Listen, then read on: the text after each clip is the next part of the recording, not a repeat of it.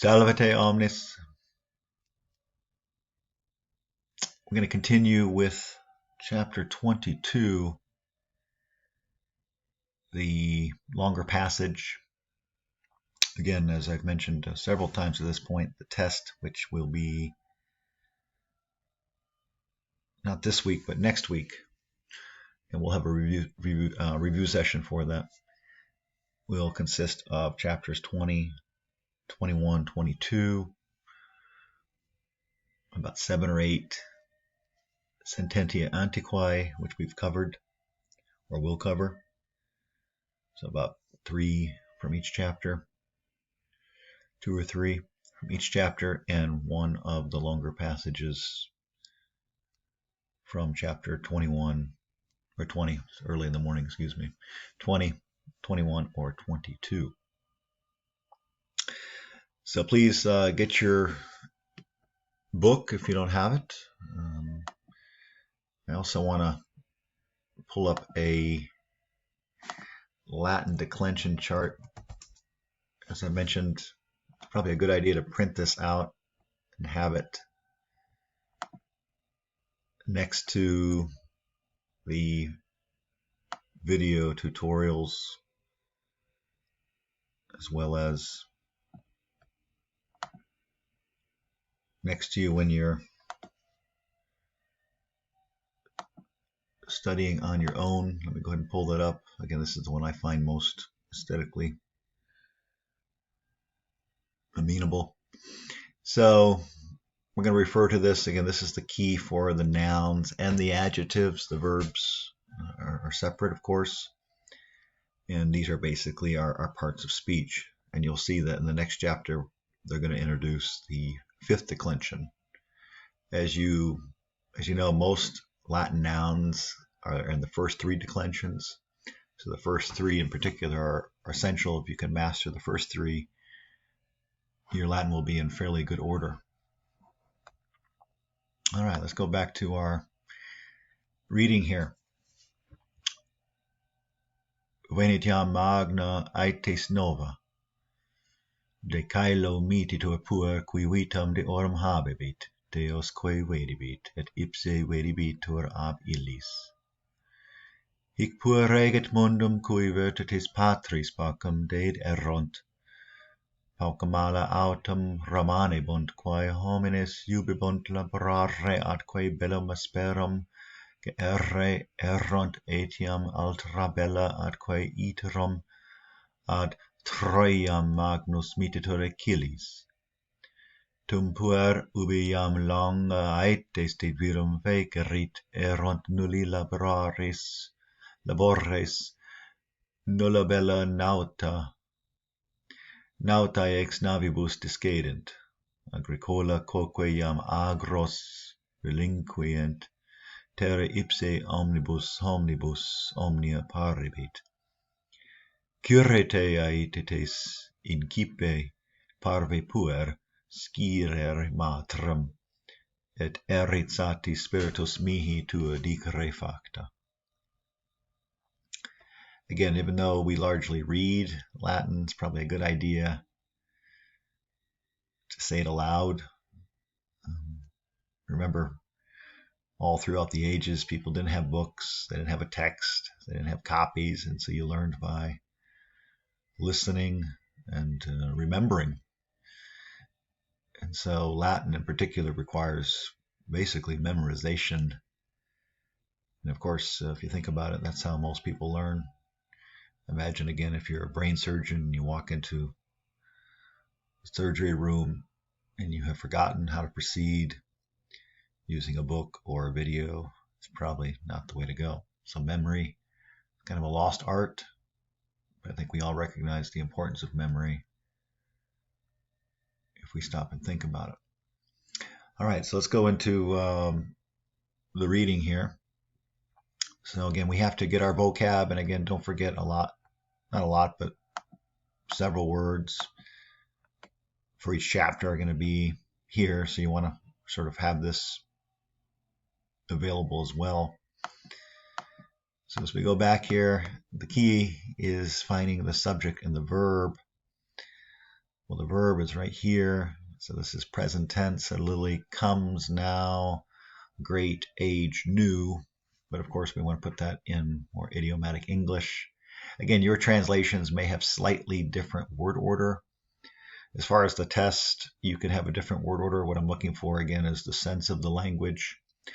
So, for example, one translation for this might be, now comes a great new age, or a great new age now comes. So you can, change the order slightly. But what you wouldn't want to have is, a great new age is present. Why? Because then you're leaving out yam or now. And so since you're leaving out words, the translation isn't quite as precise. Again, I think you'll find migrating fair, but the main thing is to account for all the words and to get the words in correct possible translation and not to change verb tenses. So again, you would not want to put this in the future tense because this is present tense. Same thing if you had said, for example, now comes a great new time. Well, tempus is time, so again, you might lose a little bit, even though that has the sense of time. Age is a better translation for that. Again, you'll be able to use a dictionary for this part of the test, but as you know, dictionaries, you still have to know the Latin, have a sense of it, because you're going to have to make a decision based on the many possible meanings that each word in Latin can convey. And of course, only the context and some understanding of the reading will lead you to a more fallacious translation. So I'm going to go with, now comes a great new age. That one's pretty straightforward. A boy, here's our present passive, our verstur munmeninuntur. A boy is being sent from, literally from the sky or from the heavens. Probably sky might make more sense. Heavens works too, but of course, that's one of the unique things about this passage. It's sort of at a transition between the Roman and the Christian worlds. So heaven, sky, heaven seems more Christian, fair enough. Sky seems more Roman. Either way, you can make a decision. In that case, either would work. Of course, day is followed by the ablative. So if we look at our declension chart, caelum is a neuter noun of the second declension. So sure enough, there's our ablative, de caelo. Going back, so that's just our subject. There's our verb. A boy is being sent from the sky. Who? So there's our relative pronoun. So who, what? Well, we need to find the verbs here. We got a couple of verbs. Here's our verb, will see, because we have our bo be be boo. So our bo be be boo is our indication that we need the future tense. So who will see what? Well, now we need the direct objects in the accusative. Who will see the life. Oh, excuse me, I got ahead of myself. Who will have, still future tense, bo be boo. Who will have the life of the gods, and who will see the gods, and who will himself be seen by them. So the key on something like this is to recognize we have three verbs here. So when I used to teach in a classroom, I would sort of make a note on the overhead, maybe put some markings here, some forward slashes just to indicate a separation in the syntax. It might be easier to begin with qui vitam deorum habebit. Make sure you get that down. So who will have the life of the gods, and then we can continue, and who will see the gods. And then we have a conjunction, so we have another stopping point in terms of the syntax, and who will himself be seen by them. This one's fairly straightforward once we make that syntactical distinction. So here we have vitam, so we can go back to our handy chart here. So who will have the life life, so vitam, so that is our direct object. And then if we take a look back here again, of the gods, that is second declension genitive plural. So sure enough, here is our second declension genitive plural, deorum. So we put all together, who will have the life of the gods. Similarly, who will see the gods. So sure enough, second declension accusative plural is os. Eorum is os is. So if we go back here, again, here's our plural. Here's our accusative. Deos is second declension. How do we know? Because Deos Dei is the dictionary entry. And then sure enough, there is our ending that we're looking for. So here's our second declension accusative plural ending. Now, of course, Latin, as you know, likes to use passive, and then who will be seen, who himself will be seen by them. Anytime we have ab, that's also followed by the ablative. So we're going to need, as you'll see in a second, we're going to need second declension ablative plural for the personal pronoun here. Again, this probably just has to be memorized by them. But we can see the is ending here because there is referring to gods. So there's our ablative plural. So there you go in terms of explaining the ab illis. Moving along here, this boy, so here's a demonstrative pronoun. And then here we have to recognize that this is in the future tense, and it means to rule, like a regent. Maybe some of you have been to Regency Park and Cocoa Booth Amphitheater in Cary, so Regency. Universities often have regents, kind of governing bodies. This boy will rule. Will rule what? The world. So there's our mundum. So this one's pretty straightforward. This is second declension accusative singular. So if we go back here, sure enough, there's our mundum, because mundus becomes mundum when we use it as the direct object, which in the case of Latin requires the accusative. And this one is referring back to the world. So this is another pronoun, relative pronoun referring to the antecedent. And then we have an adjective clause, similarly in English, and to which the virtues of the Father had given peace. So that's a kind of a literal translation, but here it's referring to, we know this is the direct object. Why? Because if you look on your declension chart, which I hope you have out, look at third declension accusative plural, so is, and then of the Father, this is first declension genitive, or not first declension, third declension genitive singular, is, and then here peace is third declension, so we have third declension accusative singular. So if you look at those endings there, again, hopefully you have this printed out, so I don't need to keep referring to it. And you can see those are the parts of speech. So we put all together, to which the virtues of the Father had given peace. Again, referring back to the world. However, so Latin likes to use however. Now this could also be translated as but, B-U-T. However, a few evils will remain. You could also obviously say a few evils, however, will remain. Once again, we need to recognize this is bo bi bi bi bi boo.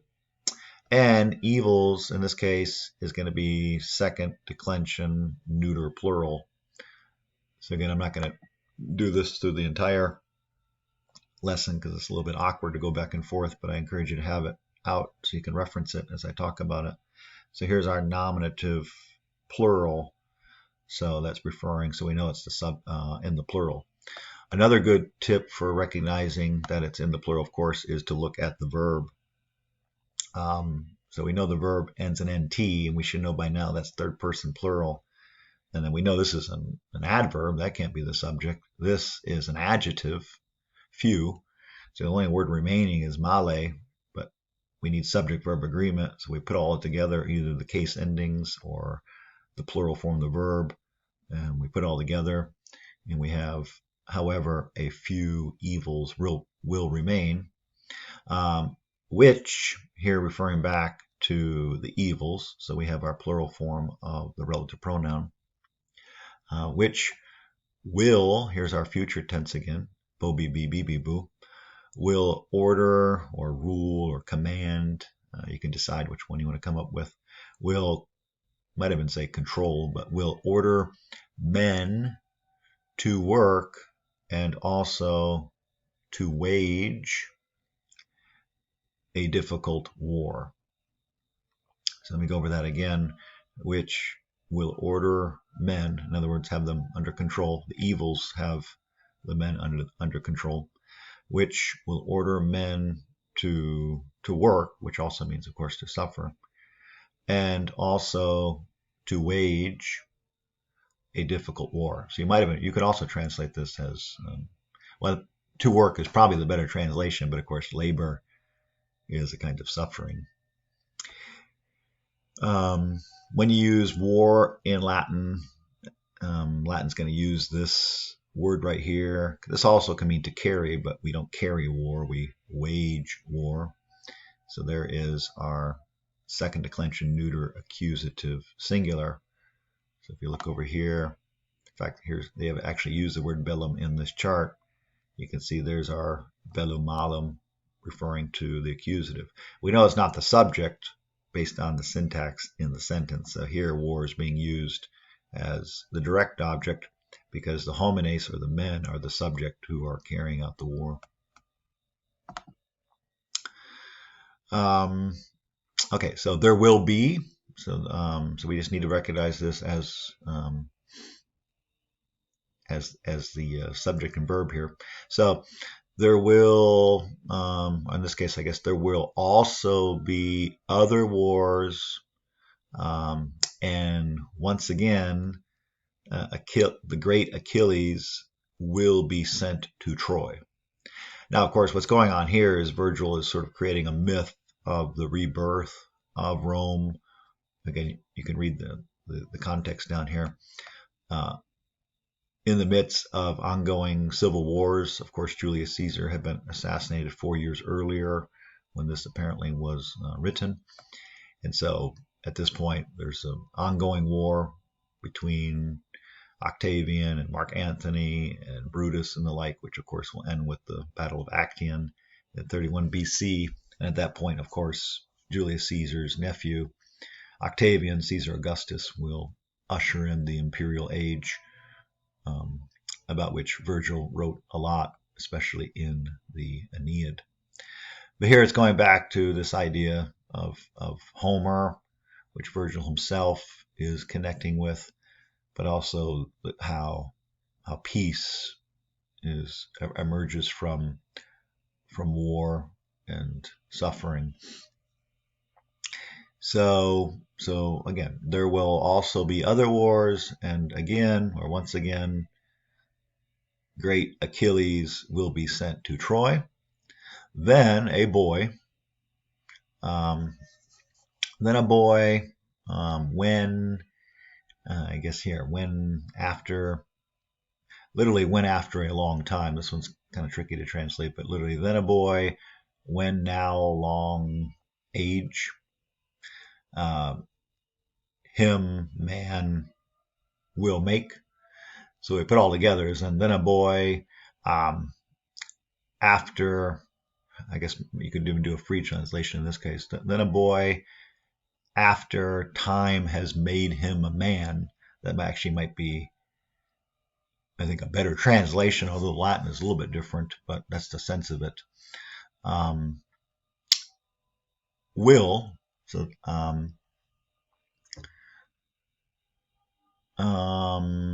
let's see how the best to translate this.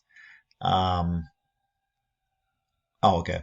So here we go. So then a boy, when after a long period of time,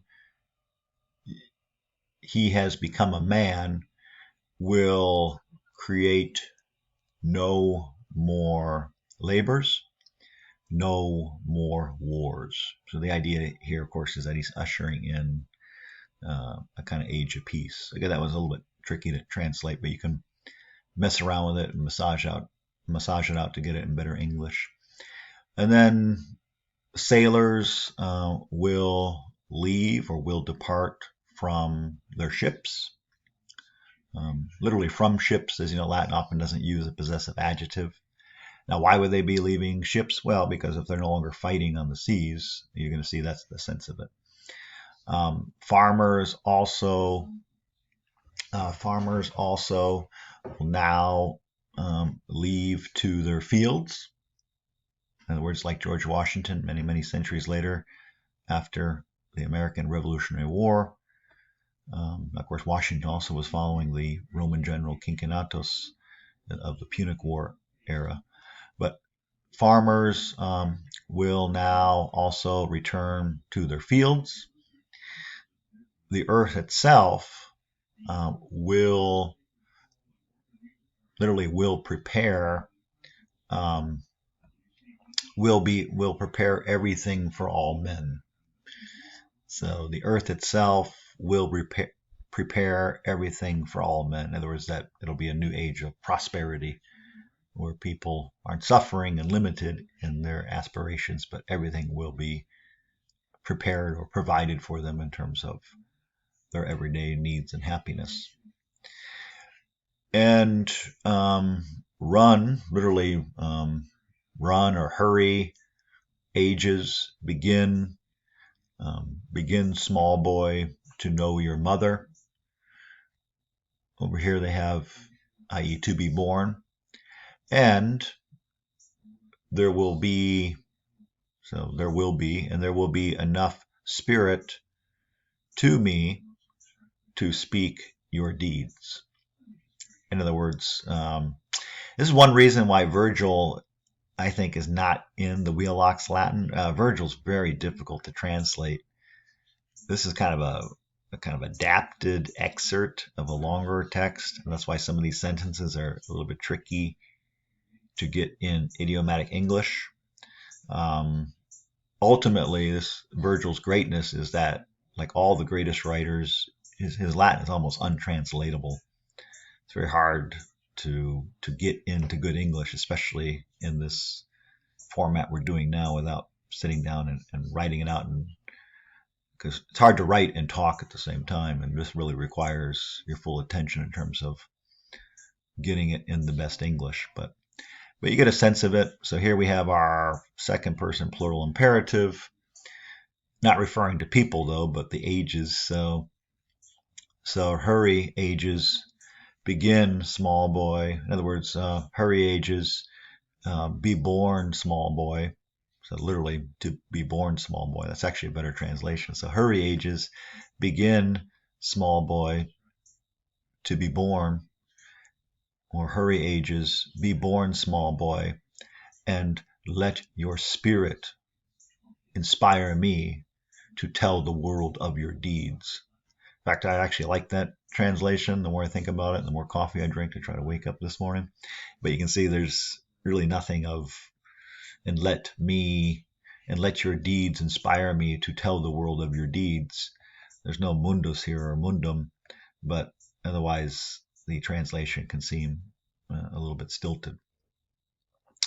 So we can talk more about this on Wednesday in terms of some of the grammar, but again, I think the overall sense of it is clear, especially with this gloss down here. All right, let's move on to the next chapter.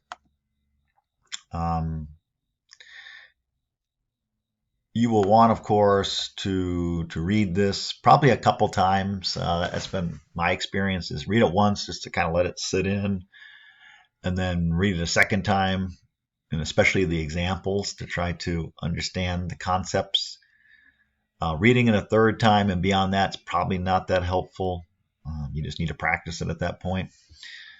But of course, at this point, you have a good understanding of declensions. These are our declensions. Latin has 5 declensions. These are basically our parts of speech. And you know enough Latin by now to know it's all about the endings that determine Latin, because Latin doesn't depend on word order, but endings or inflections. At the same time, most words in Latin are the first 3 declensions. Although, interesting enough, the well-known word day, or like, for example, carpe diem, seize the day, actually is a 5th declension word.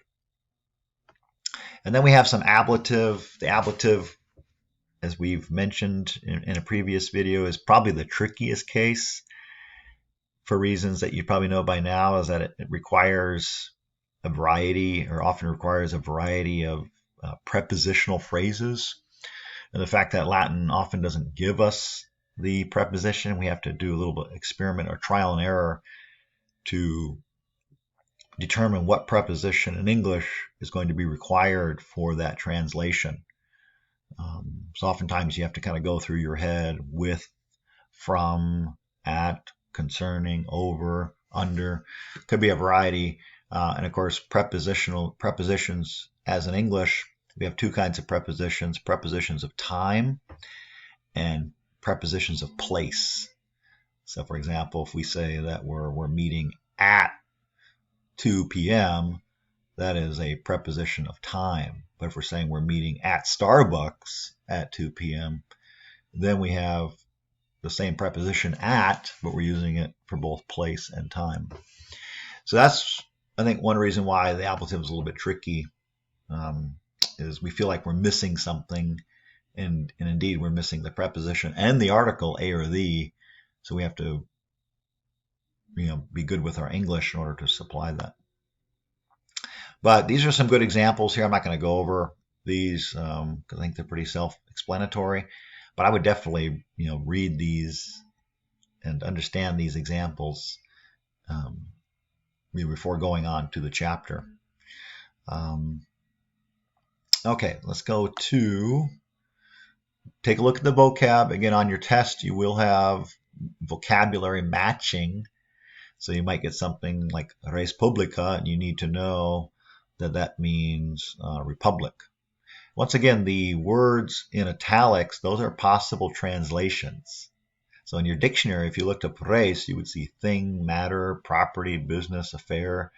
Depending on how detailed of a dictionary you have, you might have more, but you need to just make a decision. You can't put all of them. Only the context will tell you which word works. And once again, the words in parentheses, these are words in English that are derived from these Latin words. So it's a great way to really improve your English vocabulary.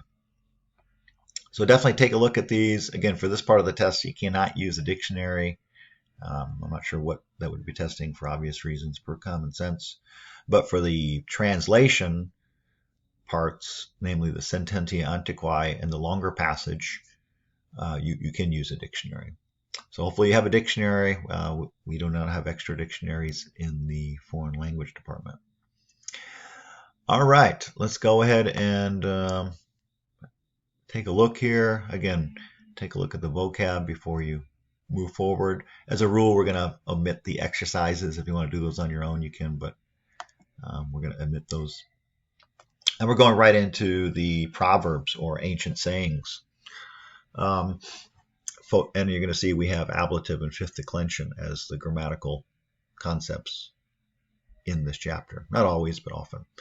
So the first one's pretty easy. Dum is just, once again, you can see what I was saying earlier is that here we have Virgil down here, but a lot of Cicero in this book. I think I mentioned before, because Cicero, you don't need history, you don't need context.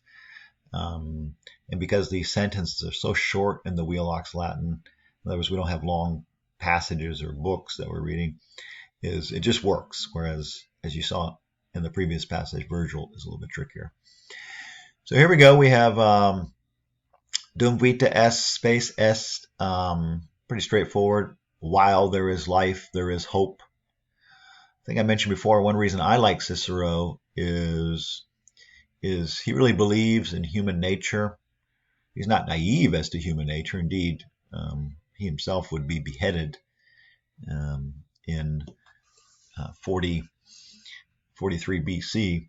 But nevertheless, he believes that reason is divine. He believes that virtue is good. He believes that human beings are not perfect, but they're not animals either, and you can, do something with your life if you are a virtuous, rational being. So he kind of comes from that Socratic Greek tradition of mind over matter, so to speak. So doom is just a conjunction, while, and then while there is. Notice English, we'd probably say there is, T-H-E-R-E. By the way, on the test, if you said T-H-E-I-R, spelling, you will lose points for spelling. So you would lose 1 point for your bad English spelling. So capitalization, a lot of times we don't capitalize nowadays because of texting. Periods. So you have to be very careful, especially your generation. We've kind of lost a sense of standard English. So our punctuation and our capitalization, our spelling really is quite atrocious, quite frankly. But we need to be aware that we're trying to write in standard English. So let's go ahead and capitalize the W because it's the first letter in a sentence. While there is life, there is hope. Sparrow means hope. So that one's pretty straightforward. The next one, we have Horus. I like Horus. I think I mentioned before, 65 BC to 8 AD. It'd be a little bit misleading to say that he was a poet of the common man or the common person, but he believes in the simple life. And let's be honest, I think most people, that's how this country was founded. We're not all going to be Mozart. We're not all going to be Cicero. But I think everybody wants to be happy, and that just requires not being anxious and living a kind of life in tune with family and nature, and not having to worry about feeding your family, not have to worry about living. And of course, I think that's still why the United States is a very great place to live. Even in the context of current struggles that the world's experiencing, as you know, for example, inflation, it's not just in the United States, it's all over the world where inflation is really raising prices. And of course, it's the common person and those less privileged who really feel the brunt of these difficult times. But the United States is likely to emerge more quickly and better than other countries who will lag behind in trying to deal with the current difficulties that life in the world is presenting to human beings. Anyway, back to Latin here. Is what we have here is we got to recognize this one. Here's the verb. Serve means to preserve or to keep. So preserve or maintain. Maintain what? A literally an equal mind, but probably a tranquil mind. If you are a person who has spiritual equanimity, which is where that word equanimity comes from the Latin, it means that you have a calmness, a measuredness in your thinking. You're not going to let things rattle you. Yeah, the ship is sinking, but panicking is not going to. It's just going to make things worse. You got to be cool under pressure, and that's the sense of it here. So keep a measured mind. Although that might be too abstract. So keep a tranquil mind in difficult matters. In other words, when things are tough, don't panic, stay calm, and you'll be better for it. So let's see the next one here. Where there is a tyrant, there clearly there is no republic. There's the nice one. As you know, the founding fathers did read a lot of Cicero, and you can imagine many of the founding fathers and writers during that revolutionary period, using this. For example, Thomas Paine and his Common Sense of 1776. So where there, we got to put that in again, I think, T-H-E-R-E, where there is a tyrant, there clearly, so we're going to use this word in italics, there clearly is no republic. That's pretty straightforward. So fuerunt, that is the past tense. So there were, so T-H-E-R-E, were once in this republic men of great virtue and literally ancient loyalty, but of traditional loyalty might be better English in 2022. So we go over that again here. There were once in this republic men of great virtue and of traditional loyalty. We do have, you can see here, here's our fifth declension. So if we go here, fourth declension. So in re is, here's our ablative fourth declension, because res is a fourth, excuse me. Again, I apologize. It's still early for me. So res, res is fifth declension. So in this republic, there is the E. So if we go back to our sample sentence there, you can see in this republic, re has the macron over it because that is fifth declension. There we go. Fifth declension, ablative singular. And then kind of going through this again here, we have this is going to be, now notice how the preposition determines the case in all this. So this would be first declension, ablative singular. And then here is actually our subject. So viri is second declension. There we go. Second declension, nominative plural. So that's why it's V-I-R-I. So there's our subject. And then here we have a couple genitive words. Magnai is going to be first declension, and then vertitis is going to be third declension. So of great virtue and of traditional loyalty. So if we go back to this one here, there's the of traditional loyalty because we need the fifth declension. So loyalty or faith is fifth declension, but of traditional loyalty we need the genitive because we have the of.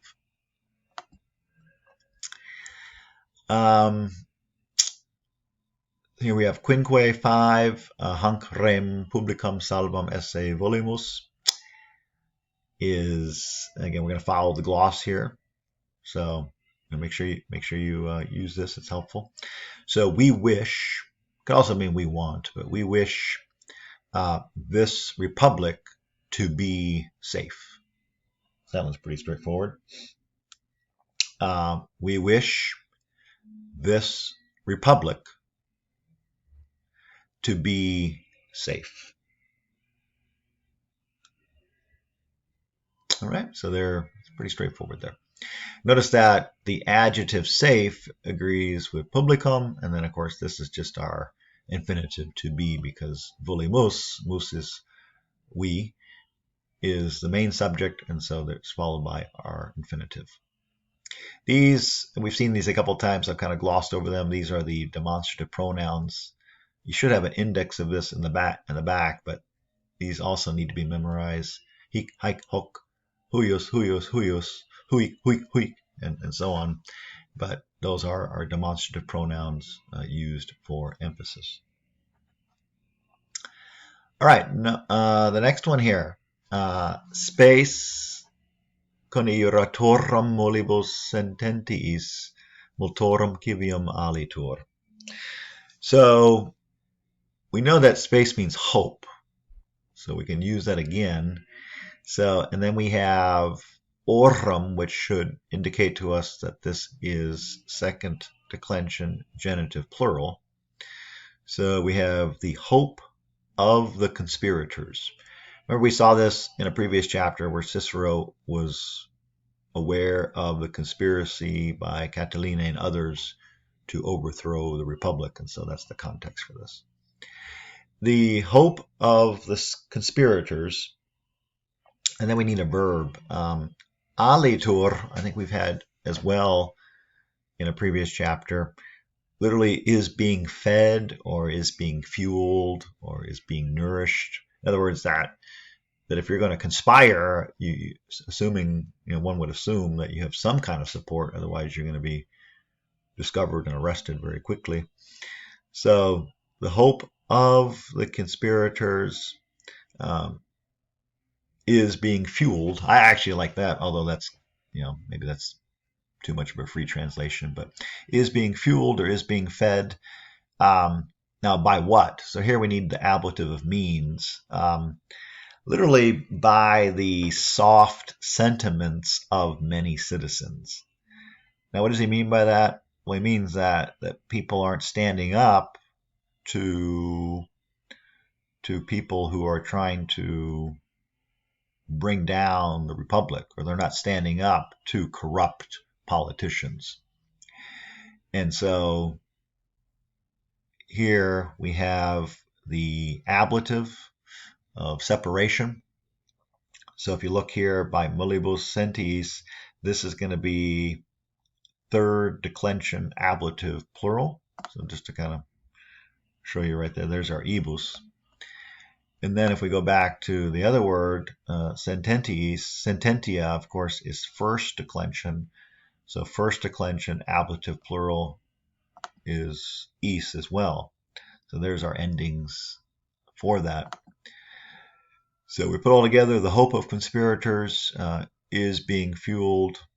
Actually, it probably is being fed. It maybe sounds better. Is being fed by the soft opinions of many citizens. So notice that here we have a double in genitive as well. So we have multorum, which is second declension genitive plural. And then civium is third declension, because civis requires third declension. So sure enough, third declension genitive plural is So there's third declension. There's plural. Now, of course, this chapter, like other chapters, because I didn't teach you guys for Latin 101 and 102, I assume by now you know how to use a dictionary and find the declension to which nouns belong. If not, you definitely need to ask me on Wednesday so I can explain it. But we have to know clearly that this is third declension, and only looking up the word in the dictionary will tell us that. But of course, I assume you know that you can identify this as a third declension noun by using a dictionary, because only then, of course, are we going to know that it requires in the genitive plural of many citizens. If not, make sure you ask me on Wednesday and I will explain it with some examples. Number 7. Res publico conciliis mei eo Dei ex igne atque ferro repta est. So, again, another example about the Republic. So, the Republic,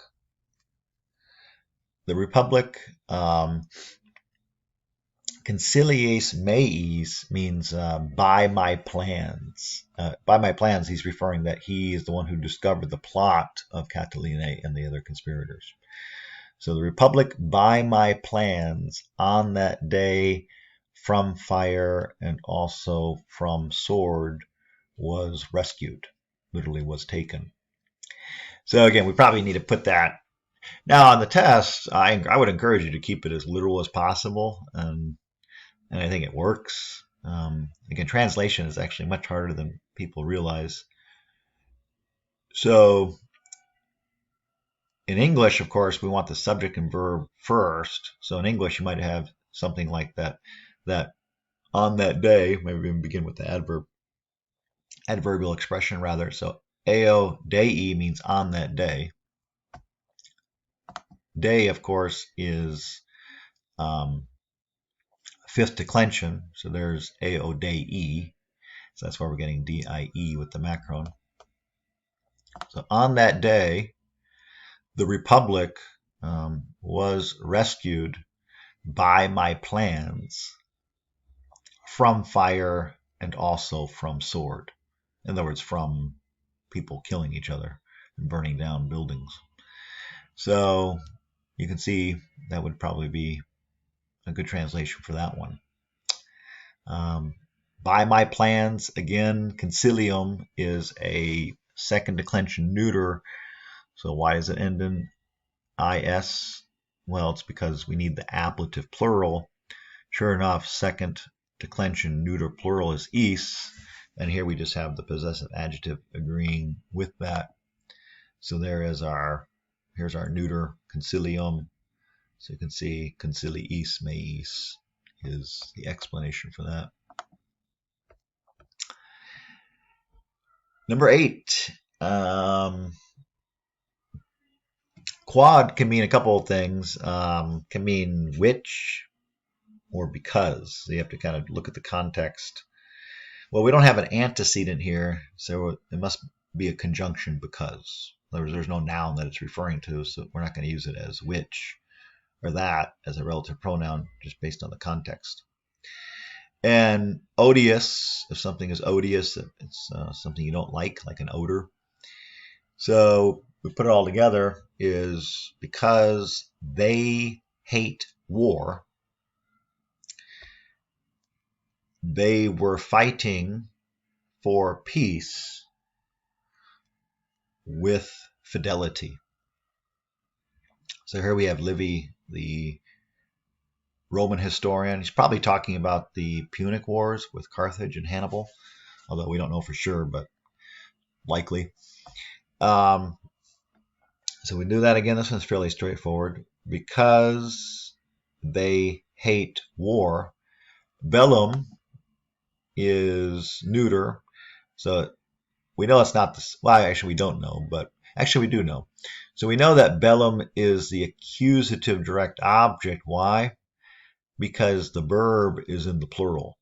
So bellum can't be the subject because if it were, then that would put it with a, belle, or bella, and it just doesn't fit. So because we have od erunt, which is third person plural. So we know that bellum is being used in the singular, not the plural, because of the ending. The ending is in the singular. So we go back here, then we have sort of an implied subject. Because they hate war, they were fighting for peace with fidelity. Again, this is an interesting word, how to translate, but I'm going to go with fidelity. Number 9. Dic mihi bona fide tu eam pecuniam ex eos manu dextre non Europoisti. Now here we have Plautus. Again, we don't know the context for this, but he was a Roman writer, often writing comedies. So this actually might be comic in origin, although the context really doesn't tell us that. In other words, maybe in many of his plays that the servants are stealing money from their masters and the servants are laughing that the master thinks he's better than they are, but if he's so much better than they are, why are they outwitting him? And so, but who knows? I'm not really sure of the origin of this. So here we have dic mihi. Dic is the imperative, so literally tell to me in good faith. So here's a good one, bone fide. So this is where we talked about how the ablative is a little bit tricky because we have to come up with in. And so, but we have bone fide. Well, here we have bone, but then fide. So there's the A and the E. So that tells us it's ablative. but that still may not help us with a spontaneous translation on our own. I can tell you once again that, as you know, I teach German, I'm fluent in German, that Latin largely is memory. But again, memory is a good thing. We tend to discount it nowadays, but you got to remember to really know something. Without memory, there really is no knowledge. But a lot of this probably just have to memorize. So tell me in good faith. So this expression, in good faith, if you want to say that or read that in Latin, just remember bona fide, in good faith. So tell me in good faith. Now here we have e isti eat imus istis eram, which of course is the perfect or past tense, and then tu is you. So we have the second person singular, and then we have the pronoun as well. So tell me in good faith, didn't you or did you not snatch or take that money from his right hand? So this one probably just has to be memorized. The more I look at it, this is not tricky, but it's kind of, that's another thing about Latin. But I think it's true of a lot of things in life, is that you don't really know it until you know it. It's hard to teach. I've been teaching many years. It's hard to teach getting it. And so all you can do is, of course, is just keep practicing, preferably with people that have some skill or knowledge of what you're doing. But eventually you'll get it. But here's one where you probably just have to memorize it. So tell me in good faith. Please tell me. Come on, you can trust me. In other words, probably not, because the one servant, in fact, I feel I wouldn't bet on this, but maybe the one servant is telling the other servant, tell me, did you take the money? Now, of course, he's probably not going to say, oh, ha, ha, ha. He's going to turn the other servant in, and he's going to laugh when that servant is punished or worse for stealing the money. So anyways, that might have been the part of the story here. So tell me in good faith, did you not, so non, did you not take that money from his right hand? In other words, right from under his nose is kind of the sense of it. Enios, amicus certus in re certa cernitur. Literally, a friend is certain in uncertain times. Or literally, a friend, a true friend, can be discerned amidst the uncertain things in life.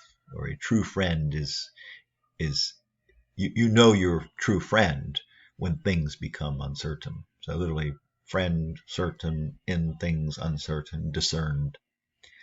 But you can mess around with the translation here, but it's a nice, how true is it, for sure. So final translation, again, I'm just kind of doing these on the fly, I'm not writing them down, but a true friend, a certain friend, is discerned in uncertain things.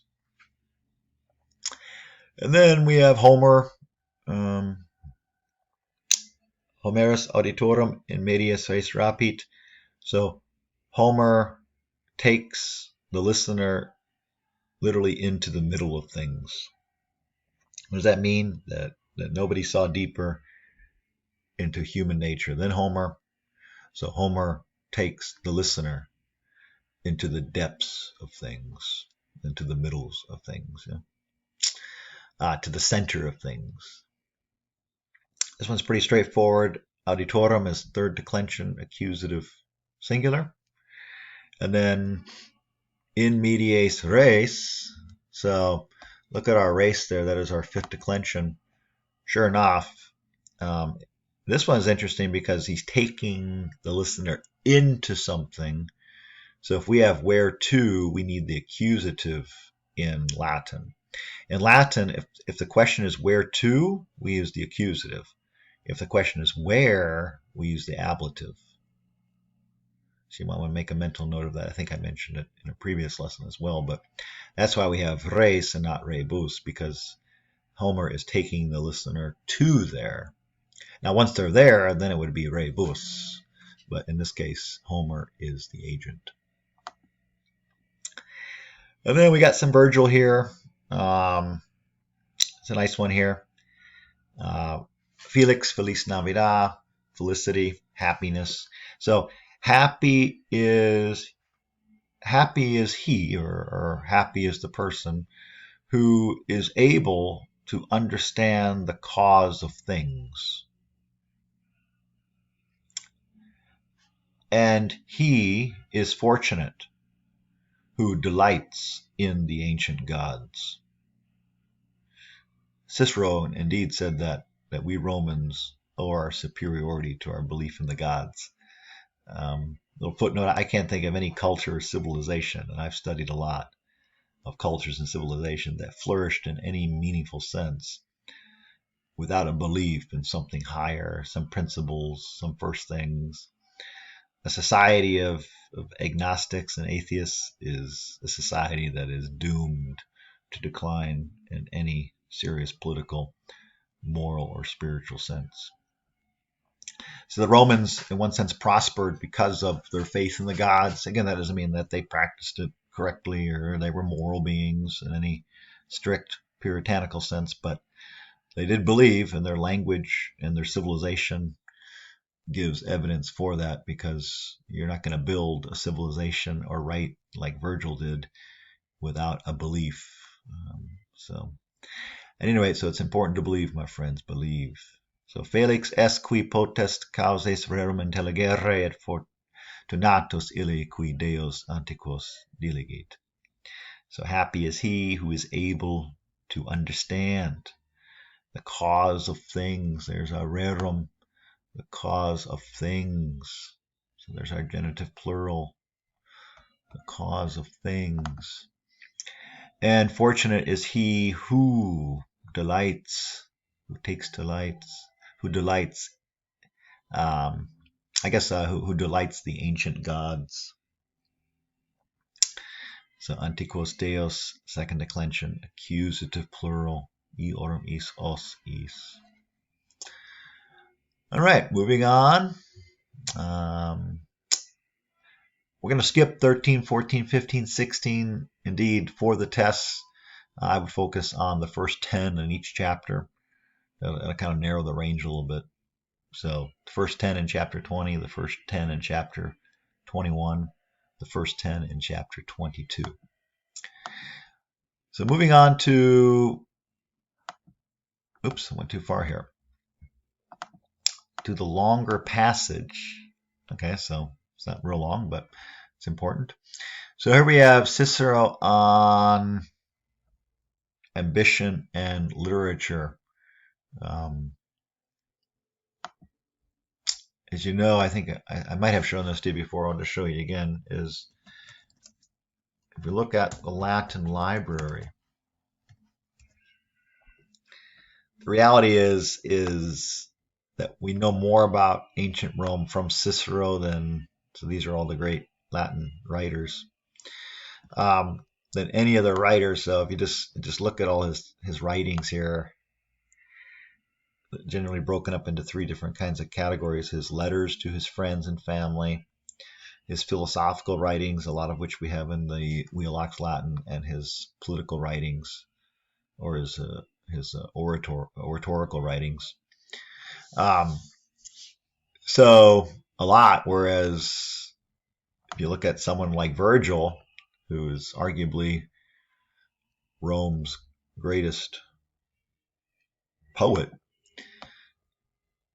he wrote a lot, but that's it. But of course, it's not quantity, it's quality, but you can just see the difference in terms of the number of texts available. So here, Cicero is writing about literature, and I imagine we'll have some fifth declension in here. So we have poetae per litteres hominibus magnum perpetuam famam dare possunt. Multiviri igitur litteres de suis rebus scribi cupiunt. Trahimur omnius studio laudis et multi gloria ducuntur. Quae aut in litteres Graecis ad Latinis in vain repotest. Qui autem vidit multum fructum gloriae in versibus Latinis sed non in Graecis, nimium erat quod literae Graecae legentur in omnibus fere gentibus, sed Latinae in finibus suis continentur. So take a look at this gloss as well, in addition to the vocabulary. Cicero was the first humanist in the West. He was the first to systematically recognize the importance of the Greeks, especially Greek thought and literature, for culture and becoming human. And so nobody was more proud to be Roman, even arrogant, than Cicero, and yet he knew that intellectually the Greeks were his master. So, indeed, part of his fame is putting into Latin Greek language. As you know, Greek language is much more difficult than Latin. So here we go. So we have poetae per litteres hominibus magnum perpetuum famam dare possunt. So poets, there's our subject. Poets are able to give through their letters, through their writings, perpetual fame, eternal fame, literally great eternal fame to human beings. In other words, if you have a great poet who writes about you, you're going to be remembered for all eternity. So probably interesting about this one, per is always followed by the accusative. First declension, accusative, plurals, ace. Two human beings, this is third declension, dative plural, is ibus. Here we have accusative, first declension, singular, the same here, the same there. We know that poets is the subject. One, we know it. Two, it agrees with the verb, both in the third person plural. And of course, this is our infinitive, to give. Finally waking up here. Many men, therefore, multi viri igitur, want to write letters about their things. In other words, about their deeds. So many men, therefore, want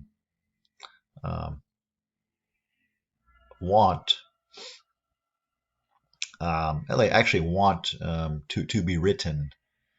Want letters, excuse me. I thought I was waking up. Many men, therefore, want letters to be written about their deeds. There we go. This, of course, is our perfect passive infinitive, which we saw in the last chapter. So, to be written. Here's our direct object. First declension, accusative plural. Again, please look at your declension chart. Day is always followed by the ablative. So sure enough, is going to be in the ablative plural, first declension. And then here is ablative plural of the fifth declension, abus. Trahimur, right? So trahimur means we all are being drawn like a tractor. So traho, trahere, trahi, tractum. So we are all being drawn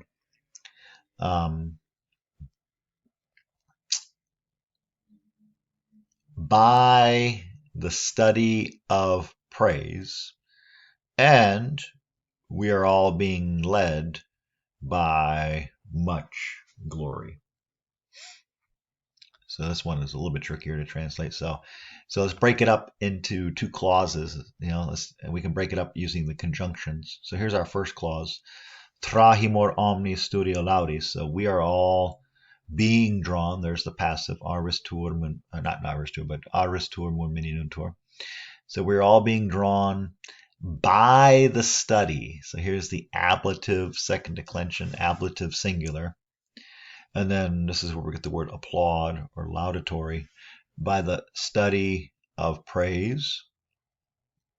Now, what does he mean by that? Is that, well, it should inspire us to learn about the deeds and lives of great men and women and younger people too, but in Cicero's case, probably men and women. We're all being drawn by the study of praise, and many are being led by glory. That glory should inspire you. I mean, even today, hopefully we're still inspired by the Puritans and the Founding Fathers and those who have come after them in the fight for American freedom. They put their lives at risk.